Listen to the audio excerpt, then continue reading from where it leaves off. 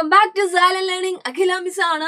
Yes, നമ്മൾ എല്ലാവരും നമ്മുടെ ആനുവൽ എക്സാമിന് വേണ്ടി തയ്യാറെടുത്തോണ്ടിരിക്കും. അതിന്റെ പ്രിപ്പറേഷൻസിലായിരിക്കും എല്ലാവരും. മിസ്സിന് അറിയാം, കുറേ ക്വസ്റ്റ്യൻസ് ഒക്കെ നിങ്ങൾ ഇങ്ങനെ പ്രാക്ടീസ് ചെയ്തുകൊണ്ടിരിക്കുകയായിരിക്കും എല്ലാ ചാപ്റ്റേഴ്സിലും. അപ്പൊ മിസ് എന്ന് വന്നിട്ടുള്ളത് നമ്മുടെ കെമിസ്ട്രിയിലുള്ള പ്രധാനപ്പെട്ട ഒരു ക്വസ്റ്റ്യൻ എന്ന് പറയുന്ന സമയത്ത് യെസ്, കേസ് ബേസ്ഡ് ക്വസ്റ്റ്യൻ അല്ലെ. നമ്മുടെ കേസ് സ്റ്റഡി ക്വസ്റ്റ്യൻസിനെ പറ്റി കേട്ടിട്ടുണ്ട്. അതായത് സോഴ്സ് ബേസ്ഡ് ക്വസ്റ്റ്യൻ എന്ന് നമ്മൾ പറയാറുണ്ട്. അപ്പൊ ആ കാറ്റഗറിയിൽ വരുന്ന ഒരു ക്വസ്റ്റ്യൻ, പ്രധാനപ്പെട്ട ഒരു ക്വസ്റ്റ്യൻ നിങ്ങളുമായിട്ട് ഡിസ്കസ് ചെയ്യാൻ വേണ്ടിയിട്ടാണ് മിസ് വന്നിട്ടുള്ളത്.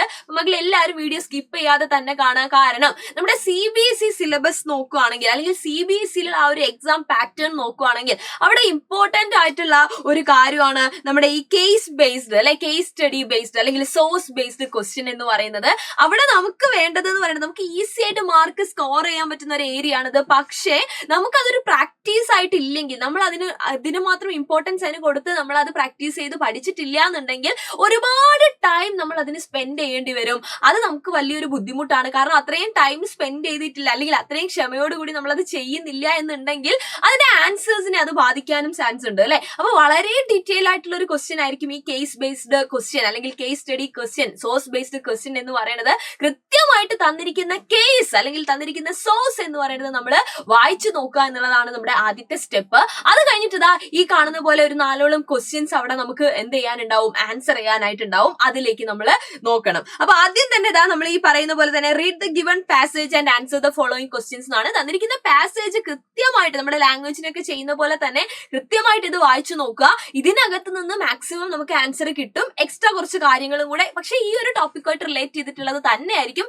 നമ്മൾ ഈ തന്നിരിക്കുന്ന ക്വസ്റ്റ്യൻസ് എന്ന് പറയുന്നത്. അപ്പൊ തന്നിട്ടുള്ള കേസ് ഇവിടെ വെച്ച് നോക്കുകയാണെങ്കിൽ നമുക്ക് വായിച്ചാൽ തന്നെ മനസ്സിലാവും എന്തിനെ പറ്റിയാണെന്നുള്ളത്.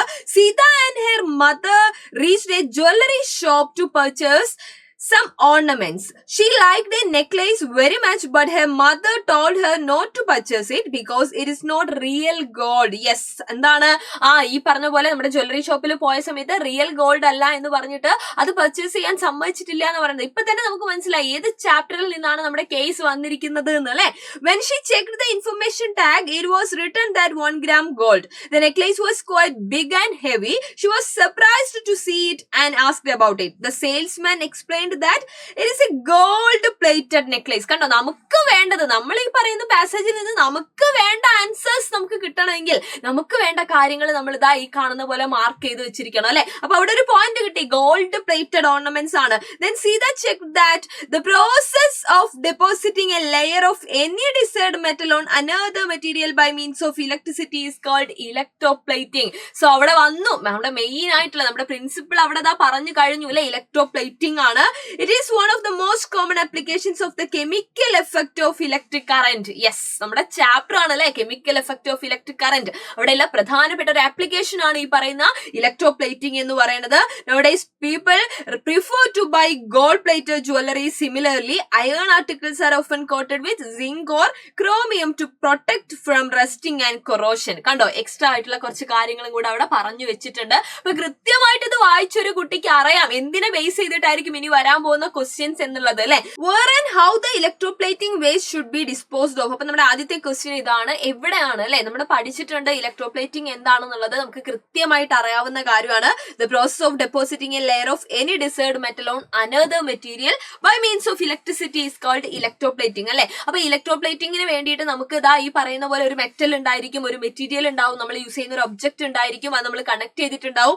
ആൻഡ് ഈ കാണുന്ന പോലെ ഒരു സൊല്യൂഷനും നമുക്ക് ഉണ്ടാവും അല്ലെ. അപ്പൊ ഈ ഇലക്ട്രോപ്ലേറ്റിംഗിന് വേണ്ടി നമ്മൾ യൂസ് ചെയ്തിരിക്കുന്ന സൊല്യൂഷൻ എന്ന് പറയുന്നത് ആക്ച്വലി എന്ത് തന്നെയാണ്, അത് ഈ പറയുന്ന ഒരു വേസ്റ്റ് തന്നെയാണ് അല്ലെ. ഇതിന്റെ ഡിസ്പോസൽ ആണ് ഈ ഇലക്ട്രോപ്ലേറ്റിംഗുമായിട്ട് ബന്ധപ്പെട്ടിട്ടുള്ള നമ്മൾ എല്ലാവരും ഫേസ് ചെയ്യുന്ന, അല്ലെങ്കിൽ ഈ ഒരു ഇൻഡസ്ട്രിയിൽ ഉള്ള ആളുകൾ ഫേസ് ചെയ്യുന്ന ഏറ്റവും വലിയൊരു ഇഷ്യൂ എന്ന് പറയുന്നത്. കാരണം ഇതേപോലെ നമ്മൾ ഡിസ്പോസ് ചെയ്യുകയാണെങ്കിൽ, നമ്മൾ ഈ പറയുന്ന കാര്യങ്ങളൊന്നും ചെക്ക് ചെയ്യാതെ ഡിസ്പോസ് ചെയ്യുകയാണെങ്കിൽ ഇത് കെമിക്കലാണ്, ഇത് പല രീതിയിലുള്ള പ്രശ്നങ്ങളും നമ്മൾ ഈ പറയുന്ന എൻവയോൺമെന്റിന് ഉണ്ടാക്കുന്നുണ്ട്. സോ നമുക്ക് മനസ്സിലാക്കാം, in the electroplating factories the disposal of the used conducting solution അല്ലെ. കണ്ടക്ടിങ് സൊല്യൂഷൻ, എന്താ കണ്ടക്ടിങ് സൊല്യൂഷൻ എന്ന് പറയാൻ കാരണം, ഇലക്ട്രോപ്ലേറ്റിംഗിൽ നമ്മൾ യൂസ് ചെയ്യുന്ന ഇലക്ട്രോലൈറ്റിനെ പറ്റിയാണ് ഇവിടെ പറയുന്നത് അല്ലെ. ആ ഇലക്ട്രോലൈറ്റ് എന്ന് പറയുന്നത് എപ്പോഴും കണ്ടക്ടിങ് സൊല്യൂഷൻ ആണ്. ഇലക്ട്രിസിറ്റി അതിലൂടെയാണ് പാസ് ചെയ്തു പോകുന്നത്. Is A major concern. It is A polluting waste. അത് എന്താണ്, ഈ പറയുന്ന പോലെ പൊല്യൂഷൻ ഉണ്ടാക്കുന്ന ഒരു വേസ്റ്റ് തന്നെയാണ്.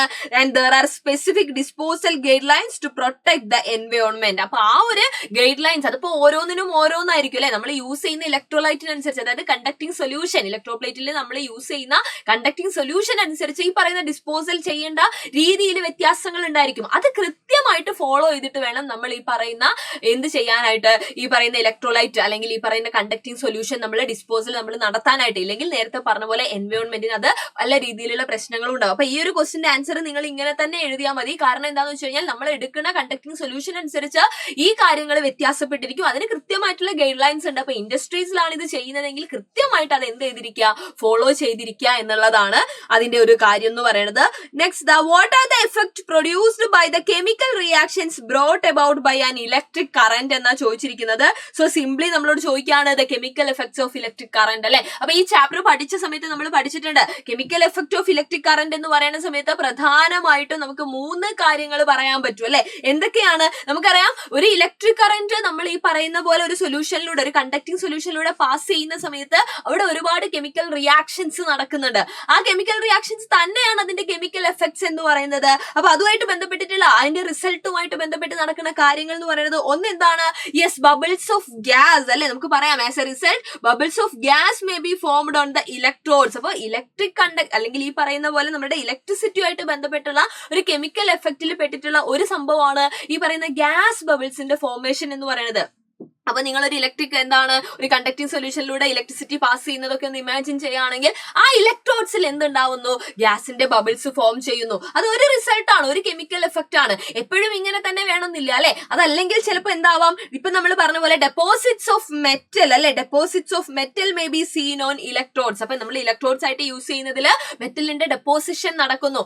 ഇതാണ് നമ്മൾ ഇലക്ട്രോപ്ലേറ്റിംഗിൽ യൂസ് ചെയ്യുന്നത് അല്ലെ. നമ്മൾ ഇലക്ട്രോഡ്സ് ആയിട്ട് ഏതെങ്കിലും ഒരു ഒബ്ജക്ട് ഒരെണ്ണം ഒബ്ജക്ട് ആക്കി എടുക്കുന്ന സമയത്ത് മറ്റേത് മെറ്റൽ ആയിട്ട് എടുക്കുന്ന സമയത്തും ആ മെറ്റൽ പോയിട്ട് ഡെപ്പോസിറ്റ് ആവാണ്. അപ്പൊ മെറ്റലിന്റെ ഡെപ്പോസിഷൻ എന്ന് പറയുന്നത് മറ്റൊരു കെമിക്കൽ എഫക്റ്റ് ആണ്. ഇപ്പൊ 2 എണ്ണം ആയി അല്ലെ. ഇനി ഒരെണ്ണം കൂടെ നമുക്ക് പറയാം, എന്താണ്?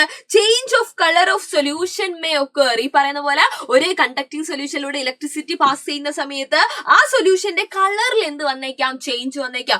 ഇത് 3ഉം വന്നോളണമെന്ന് നിർബന്ധമുണ്ടോ? ഇല്ല. ഇതിൽ ഏതെങ്കിലും ഒക്കെ എന്താണ് ഈ പറയുന്ന പോലെ ഒരു കെമിക്കൽ റിയാക്ഷന്റെ റിസൾട്ട് ആയിട്ട് വരാൻ സാധ്യതയുള്ളതാണ്. അപ്പൊ ഇത് 3ഉം എന്താണ്? Chemical effect of electric current ആണ്. സോ അത് നിങ്ങൾ കൃത്യമായിട്ട് അവിടെ എഴുതിയിരിക്കണം. ഓക്കെ, അടുത്ത ക്വസ്റ്റ്യൻ ഉണ്ടായിരുന്നു, എന്താണ്? Name the material that can be used for electroplating. ഇലക്ട്രോപ്ലേറ്റിംഗിന് വേണ്ടി യൂസ് ചെയ്യാൻ പറ്റുന്ന മെറ്റീരിയൽസ് ഏതൊക്കെയാണ്? What are the applications of electroplating. ഇത് രണ്ടും നമുക്ക് ചേർത്ത് വെച്ച് പറയാൻ പറ്റുന്നതാണ് അല്ലെ.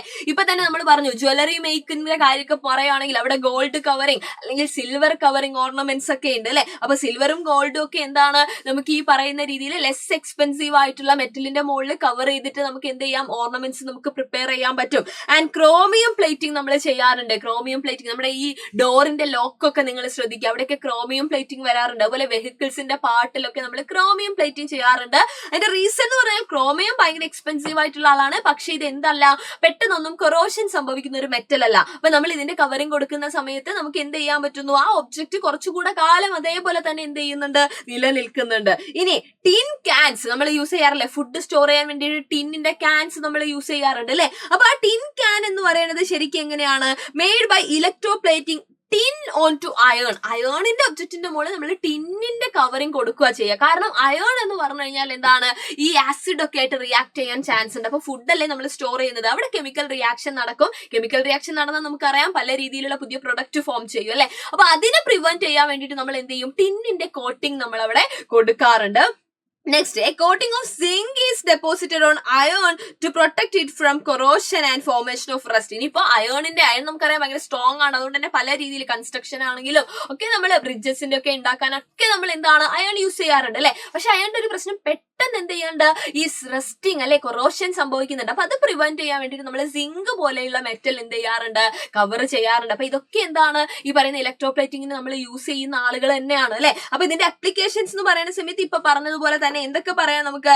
യൂസ്ഡ് ഇൻ ജ്വല്ലറി മേക്കിങ്ങിന് നമ്മൾ യൂസ് ചെയ്യുന്നുണ്ട്. Purification of metal. അപ്പൊ അത് നിങ്ങൾ ശരിക്കും കുറച്ചുകൂടെ എന്താണ് ഹയർ ക്ലാസ്സിൽ എത്തുന്ന സമയത്ത് പഠിക്കുന്ന കാര്യമാണ്. കൃത്യമായിട്ട് ഒരു മെറ്റൽ നമ്മൾ ഈ പറയുന്ന പോലെ പല സ്റ്റേജിലൂടെയാണ് എക്സ്ട്രാക്ട് ചെയ്തെടുക്കുക. എന്നാൽ നമ്മുടെ കയ്യിൽ നമുക്ക് കിട്ടുന്ന മെറ്റൽ എന്ന് പറയുന്നത് കംപ്ലീറ്റ് പ്യുവർ ആവണമെന്നില്ല. ആ പ്യുവർ അല്ലാത്ത മെറ്റൽ, അതായത് ഇംപ്യുവർ മെറ്റലിന്റെ പ്യൂരിഫിക്കേഷന് വേണ്ടി നമ്മൾ റിഫൈനിങ് എന്ന് പറയും. അപ്പൊ അതിന് വേണ്ടിയിട്ട് നമ്മൾ യൂസ് ചെയ്യാറുണ്ട് ഈ പറയുന്ന ഇലക്ട്രോപ്ലേറ്റിംഗ് എന്ന് പറയുന്ന ആളെ, അല്ലെങ്കിൽ ഇലക്ട്രോപ്ലേറ്റിംഗ് എന്ന് പറയുന്ന ആ ഒരു പ്രോസസ്സ് നമ്മൾ അവിടെ യൂസ് ചെയ്യാറുണ്ട്. Changing the texture of metal surface, അത് നമ്മൾ ഈ പറയുന്ന ഇലക്ട്രോപ്ലേറ്റിംഗുമായിട്ട് ബന്ധപ്പെട്ട കാര്യം തന്നെയാണ്. പ്രിവെന്റിങ് കൊറോഷൻ അല്ലെ, അതുപോലെ തന്നെ കൊറോഷൻ പ്രിവെന്റ് ചെയ്യാനും ഈ പറയുന്ന ഇലക്ട്രോപ്ലേറ്റിംഗ് നമുക്ക് യൂസ് ചെയ്യാം. ഓക്കെ, അപ്പൊ അത്രയും ക്വസ്റ്റ്യൻസ് ആയിരുന്നു. അപ്പൊ നിങ്ങൾ ആലോചിക്കുക, ഒരൊറ്റ കേസ് ആണ് തന്നത്, ആ കേസിനെ ഡിപ്പെൻഡ് ചെയ്തിട്ടുള്ളതായിരുന്നു ഈ 4 ക്വസ്റ്റ്യൻസും. ഇതേപോലെ കേസ് ബേസ്ഡ് ആയിട്ടുള്ള ക്വസ്റ്റ്യൻസ് നമ്മൾ എക്സ്പെക്ട് ചെയ്യണം. ആനുവൽ എക്സാമിന് എന്തായാലും ഉണ്ടാവാൻ സാധ്യത ഉള്ളത് തന്നെയാണ്. അതുപോലെ തന്നെ എന്ത് ചെയ്യുക, പ്രാക്ടീസ് ചെയ്യുക. അങ്ങനത്തെ ക്വസ്റ്റ്യൻസ് ഒക്കെ ഈസി ആയിരിക്കും, പക്ഷെ ഒന്ന് പ്രാക്ടീസ് ചെയ്താൽ മാത്രമേ നമുക്കത് പെട്ടെന്ന് സ്കോർ ചെയ്തെടുക്കാനായിട്ട് പറ്റുള്ളൂ. അപ്പൊ നിങ്ങൾക്ക് എല്ലാവർക്കും വീഡിയോ ഇഷ്ടപ്പെട്ടിട്ടുണ്ടെങ്കിൽ ലൈക്ക് ചെയ്യുക, നിങ്ങളുടെ ഫ്രണ്ട്സിന് ഷെയർ ചെയ്ത് കൊടുക്കുക. എല്ലാവരും എക്സാമിന് പ്രിപ്പയർ ചെയ്യുന്ന ആളുകൾ തന്നെയായിരിക്കും, സോ എല്ലാവർക്കും അയച്ചു കൊടുക്കുക. നമുക്ക് ഇനിയും കണ്ടുമുട്ടാം. അതുവരെ എല്ലാവർക്കും thank you so much and by.